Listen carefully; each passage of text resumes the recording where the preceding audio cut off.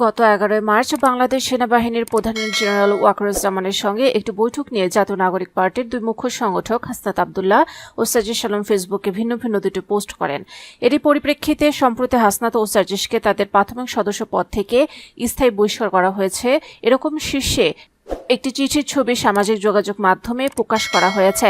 এই চিঠিতে বলা হয়, জাতীয় নাগরিক পার্টির এক জরুরি সিদ্ধান্ত মোতাবেক কেন্দ্রীয় কমিটির মুখ্য সমন্বয়ক হাসনাত আব্দুল্লাহ ও মুখ্য সমন্বয়ক সার্জিস আলমের বিষয়ে আওয়ামী লীগ সংশ্লিষ্টতা, দেশপ্রেমিক, সেনাবাহিনীর সঙ্গে বৈরী সম্পর্ক তৈরি, পার্টিতে সিনিয়রদের সঙ্গে বেয়াদবি, একক আধিপত্য, ছাত্রলীগের অতীত পশুত্বপনা এখনও আচরণে দেখা যায়।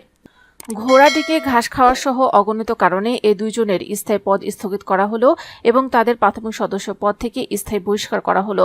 এনসিপির সবাইকে এই দুইজনের সঙ্গে সাংগঠনিক সম্পর্ক না রাখার জরুরি নির্দেশ দেওয়া হলো।